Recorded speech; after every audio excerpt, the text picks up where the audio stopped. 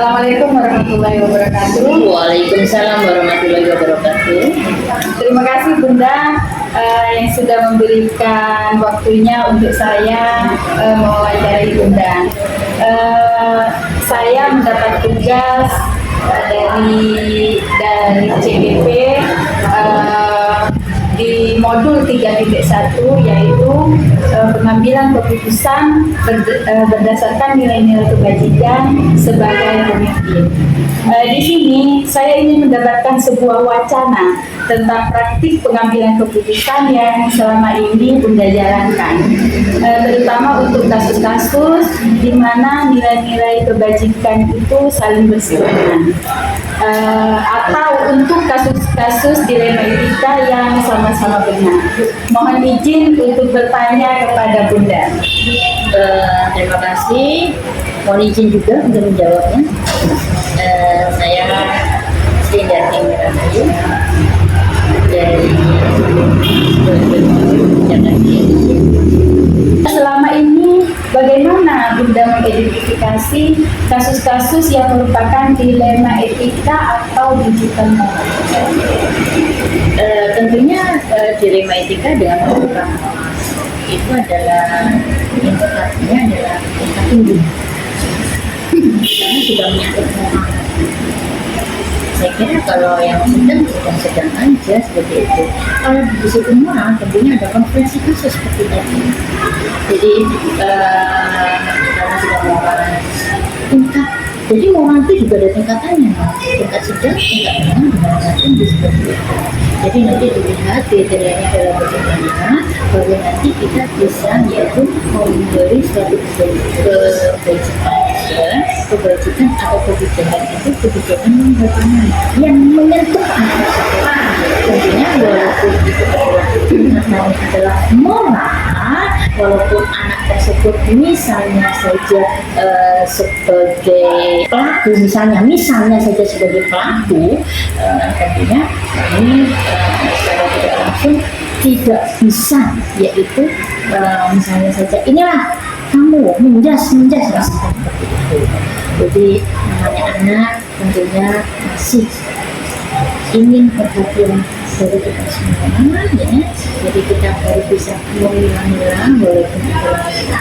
Ya bahkan anak-anak kita itu anak-anak yang harus bisa kita rangkul ke sana supaya anak itu kedepannya lebih baik lagi semuanya. Terima kasih. Berarti anak-anak masih tetap kita rangkul meskipun mereka bermasalah seperti itu. Iya. Kemudian Bunda, selama ini bagaimana Bunda menjalankan pengambilan keputusan di sekolah? Terutama untuk kasus-kasus di mana ada dua kepentingan yang sama-sama benar atau sama-sama mengambil nilai-nilai kebajikan. Untuk pengambilan keputusannya sama-sama bernilai benar. Saya kira di situ karena sama-sama bernilai benar, tentunya dalam pengambilan keputusannya adalah 50-50 seperti itu. Jadi misalnya saja, bagaimana contohnya, Non? Misalnya ada siswa dia sering terlambat masuk sekolah. Nah, ketika kita panggil, ternyata anak itu terlambat karena dia itu malam harinya mondok. Nah, pagi hari dia harus ngaji dulu, setelah sholat subuh ngaji, kemudian dengan ustadznya setelah ngaji dia harus membersihkan seputar masjid. Nah, baru setelah bersih-bersih, anak ini pulang ke rumah, dia siap-siap untuk sekolah, berangkat sekolah sehingga sampai di sekolah terlambat.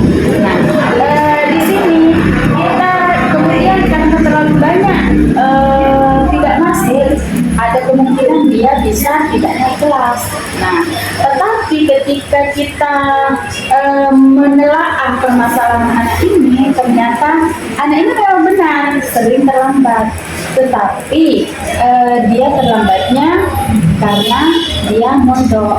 Nah, sehingga sekolah memberikan kebijakan tertentu kepada anak ini dengan catatan anak ini juga harus memenuhi suatu persyaratan sehingga dia akan tetap bisa naik kelas. Terima kasih, Non. Kalau kalau permasalahannya adalah seperti itu, kita tidak bisa sendiri. Tetapi kita harus mengundang yaitu ketua kelompok atau ketua yayasan. Seperti itu. Bagaimana ini bisa segera ya apa saja yang diperlukan. Kalau bisa dikerjakan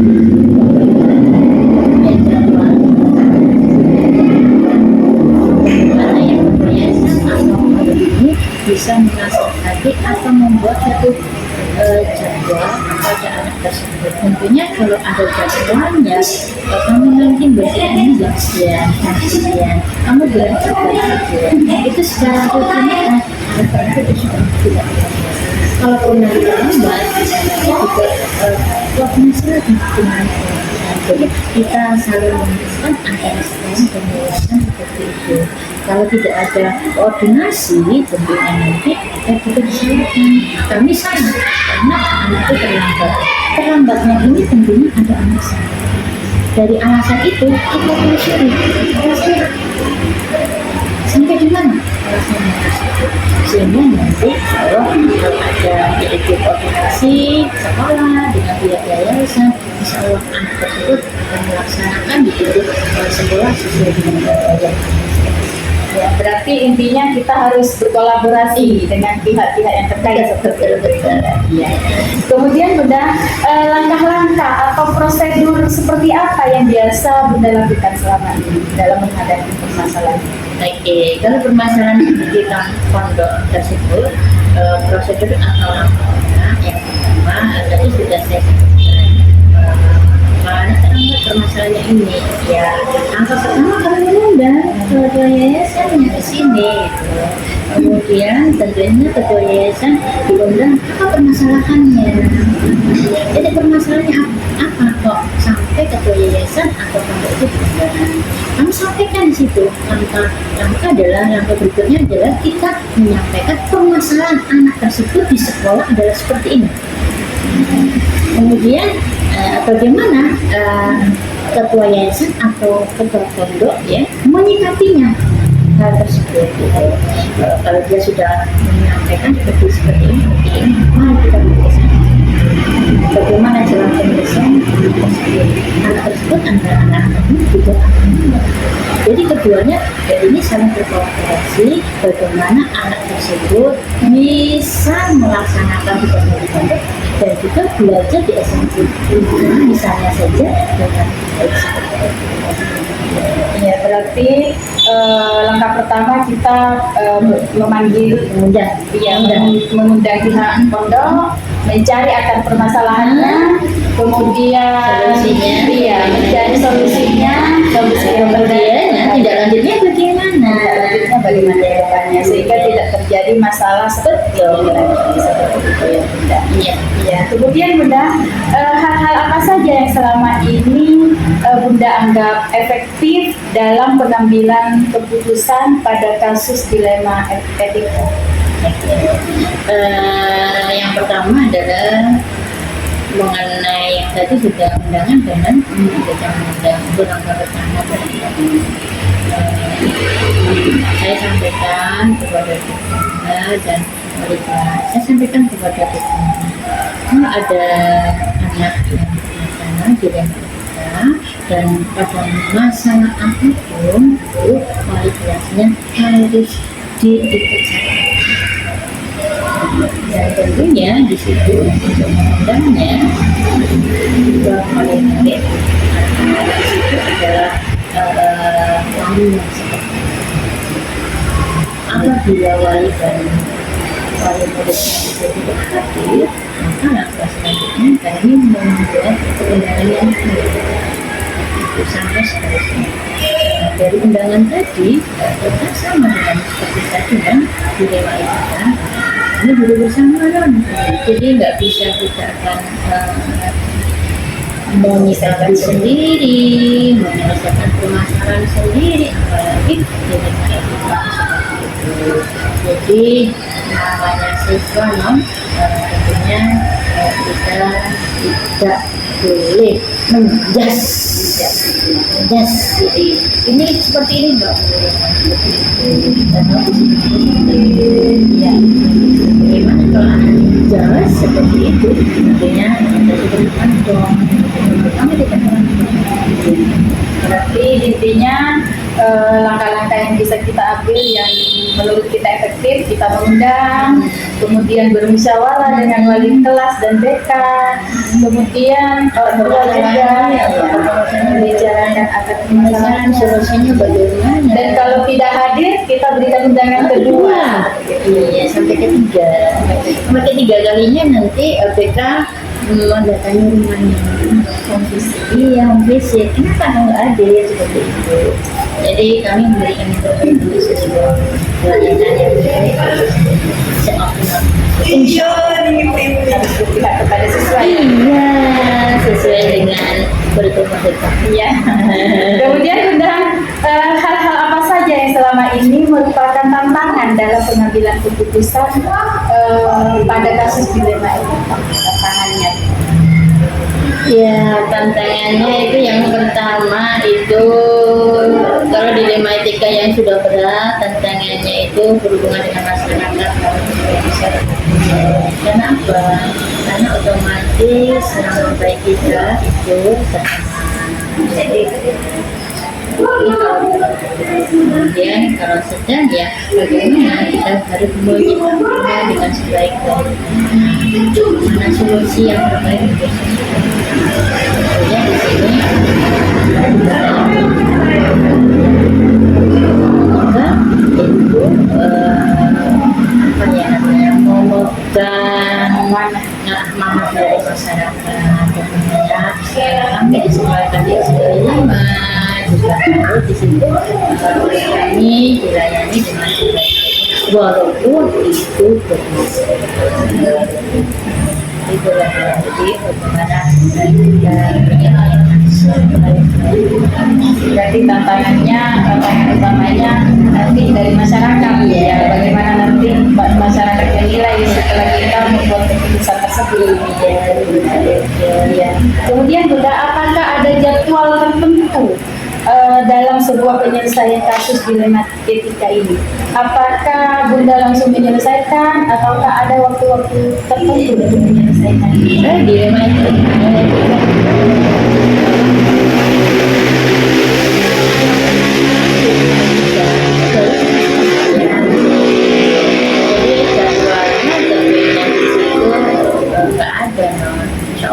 Nggak ada lah di SMP tetapi kita harus menyikapinya sebelumnya. Jadi itu namanya adalah antisipasi sebelumnya. Jika nanti ada seperti ini, nanti harus ada penyelesaian seperti itu. Kita antisipasi semuanya. Jadi tidak ada jadwal tertentu ya, begitu ada masalah kita langsung menyelesaikan sehingga tidak muncul masalah-masalah yang lain. Kemudian adakah seseorang atau faktor yang selama ini mempermudah atau membantu Bunda dalam pengambilan keputusan dalam kasus dilema etika ini? Saya kira semua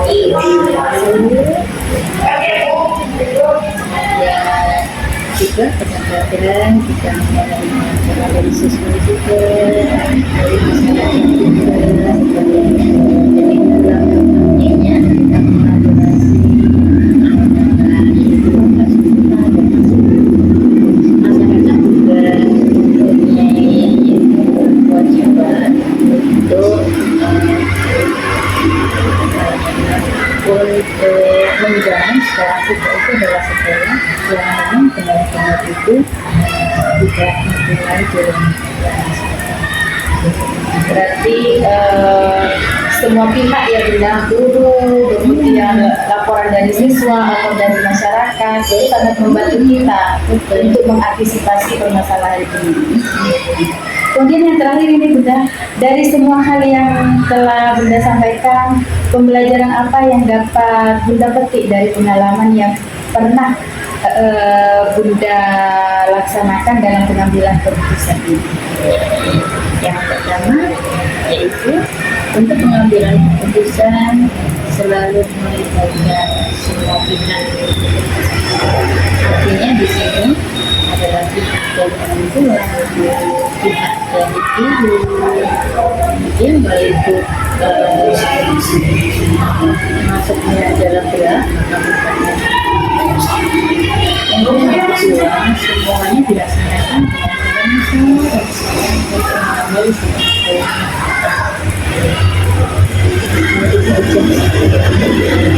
Ya, berarti harus melibatkan semua pihak, kemudian harus dilaksanakan dengan bermusyawarah.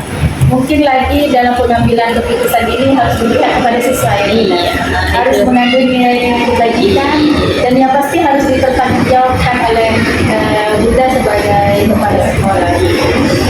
Terima kasih atas waktunya. Mudah-mudahan ini bisa membantu tugas saya dalam menyelesaikan tugas-tugas yang ada di LMS. Saya akhiri. Assalamualaikum warahmatullahi wabarakatuh. Waalaikumsalam warahmatullahi wabarakatuh. Amin, amin, amin. Assalamualaikum warahmatullahi wabarakatuh. Waalaikumsalam warahmatullahi wabarakatuh. Terima kasih Ibu atas waktunya.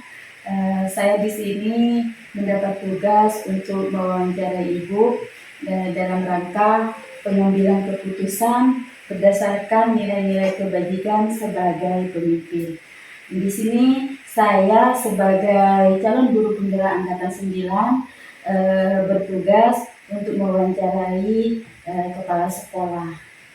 Nah, kami ingin mendapatkan sebuah wacana tentang praktik pengambilan keputusan yang selama ini dijalankan, terutama untuk kasus-kasus di mana nilai-nilai kebajikan saling bersinggungan, atau untuk kasus-kasus dilema etika yang sama-sama benar. Mohon izin bertanya Ibu. Ya, silakan. Selama ini bagaimana Ibu dapat mengidentifikasi kasus-kasus yang merupakan dilema etika atau bujukan moral? Ya, terima kasih. Sebelumnya bisa saya perkenalkan diri. Saya Ibu Jamilatul Jum'ah dari SDN Rubaru 2. Merasa amat senang dengan kedatangan Ibu di sini. Ibu bisa panggil Ibu saya Bu Jamilah. Sebenarnya seringkali saya jumpai memang untuk masalah dilema etika ataupun bujukan moral di lembaga kami. Kalau dilema etika itu yaitu sesuatu di mana keadaan baik melawan baik. Maksudnya begini, sesuatu yang seharusnya dilakukan tapi mereka tidak bisa melakukan karena sesuatu hal yang juga baik, tapi menentang kegiatan yang ada di sini, di mana yang bersangkutan harus melaksanakan sesuatu di luar.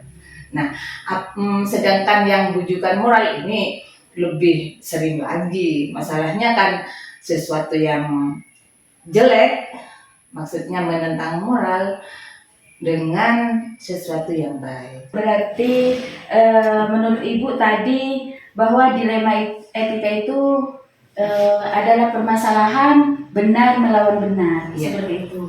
Kemudian kalau bujukan moral itu sesuatu permasalahan yang benar melawan yang salah, seperti itu. Iya, terima kasih Ibu. Ibu, selama ini bagaimana Ibu menjalankan pengambilan keputusan di sekolah Ibu?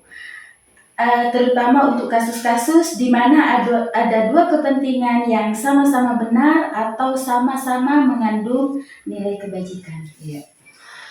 Yang saya ambil di sini adalah suatu kebijakan.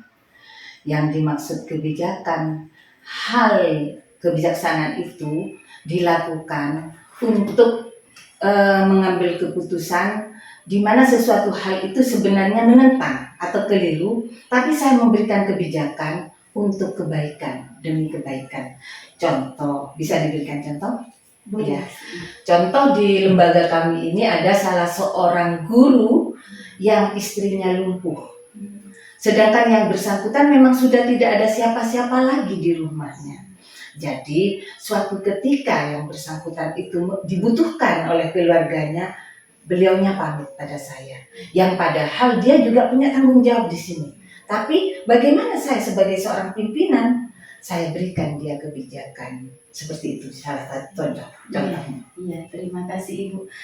Kemudian bagaimana langkah-langkah atau prosedur seperti apa yang biasa Ibu lakukan selama ini?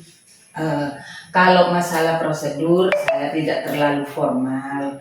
Maksudnya ini saya anggap saja saya penyelesaiannya secara kekeluargaan.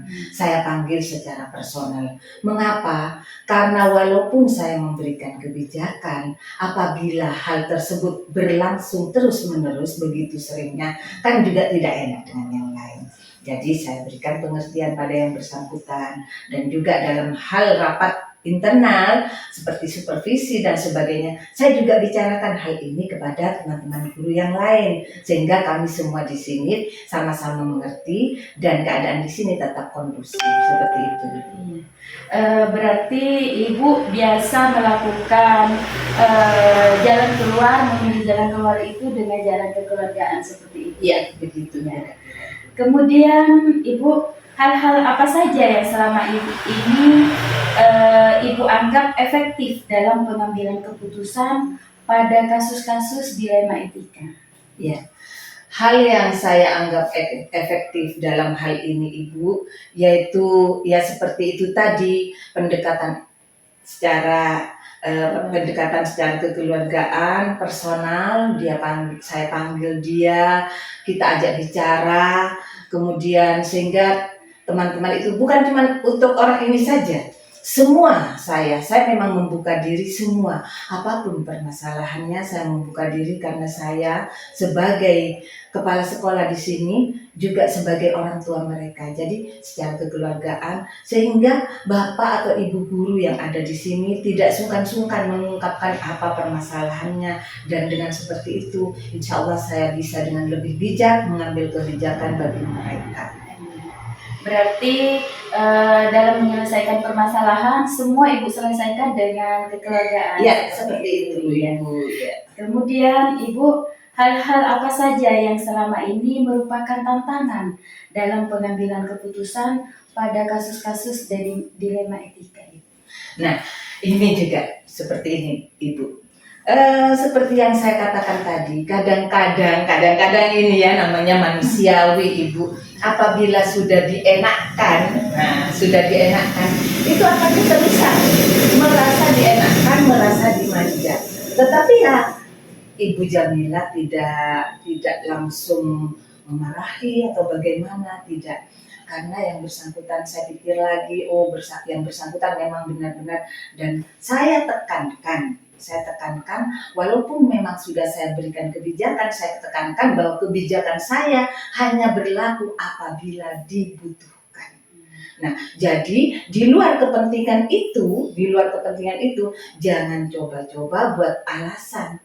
Karena saya sudah memberikan kebijakan lalu mengenakkan diri, tidak boleh. Nah, tapi alhamdulillah teman-teman, dengan kebijakan yang saya berikan, dengan pendekatan yang saya lakukan, alhamdulillah di sini tidak ada yang seperti itu. Iya, alhamdulillah. Berarti kadang-kadang tantangannya ya Ibu, di mana guru-guru yang bersangkutan kadang-kadang menyalahgunakan. Iya. Kemudian Ibu, apakah Ibu memiliki sebuah tata cara atau jadwal tertentu dalam sebuah penyelesaian kasus dilema etika? Apakah Ibu langsung menyelesaikan di tempat atau memiliki sebuah jadwal untuk menyelesaikannya? Bentuk atau prosedur seperti apa yang biasa Ibu jalankan?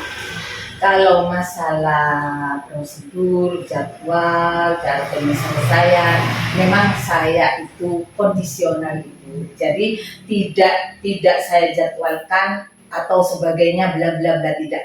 Karena kejadian itu sendiri juga tidak berjadwal. Nah, misalnya sekarang seperti ini, misalkan ada guru yang setiap saat terlambat. Itu kan saya tidak tahu apa yang terjadi. mengapa guru itu sampai terlambat, saya panggil secara personal, saya langsung.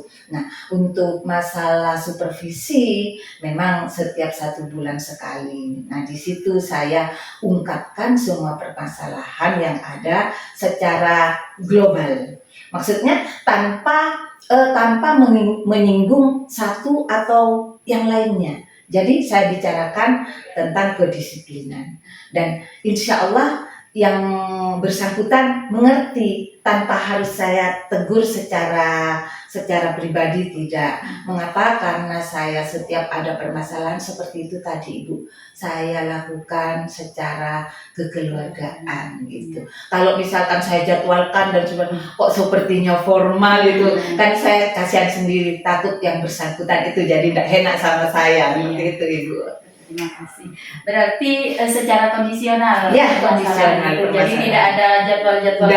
Tidak jadwal-jadwalan. Tidak. Iya. Kemudian Ibu, di sini adakah seseorang atau faktor-faktor apa yang selama ini mempermudah atau membantu Ibu dalam pengambilan keputusan dalam kasus-kasus dilema etika? Maksudnya seseorang yang bisa membantu saya. Ya. Kalau seseorang yang bisa membantu saya sih kayaknya enggak Ibu. Maksudnya gini, di lembaga saya ini semuanya komitmen sama kerja sama, tidak mengerjai sesama, seperti itu komitmennya. Jadi kami masing-masing sudah paham apa yang harus kami lakukan sesuai dengan porsi kami masing-masing, seperti itu. Berarti ada komitmen ya tadi semua guru seperti itu. Ya. Sama kerja sama, tidak saling mengerjai sesama, seperti itu. Iya. Kemudian Ibu, ini merupakan pertanyaan terakhir dari saya. Dari semua hal yang telah disampaikan, pembelajaran apa yang dapat Ibu petik dari pengalaman Ibu mengambil keputusan dilema etika?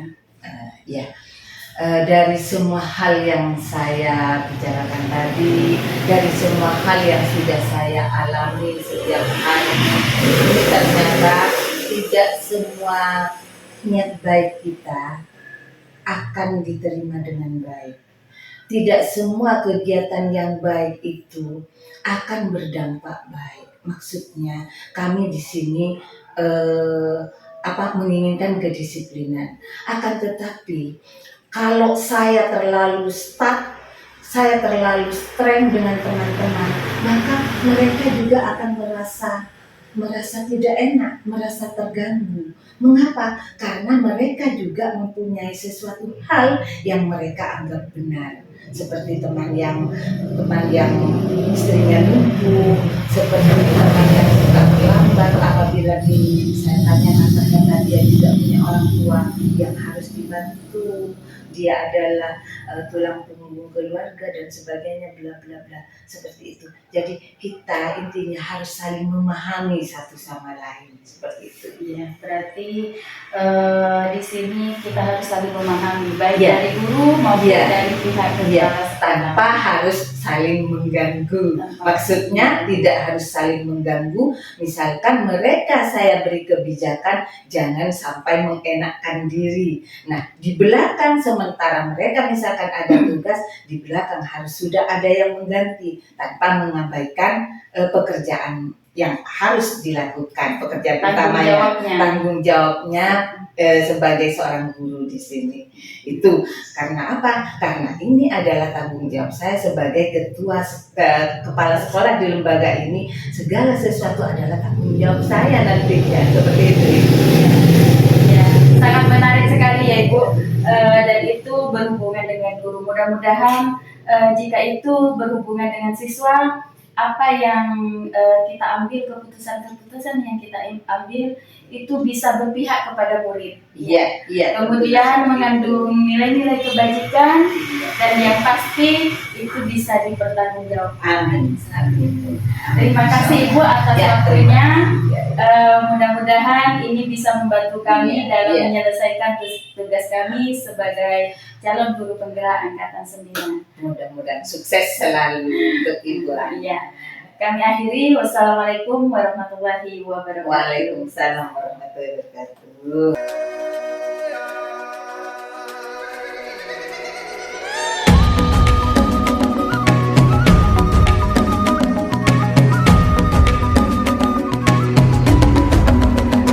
Bangun dan bukalah matamu saat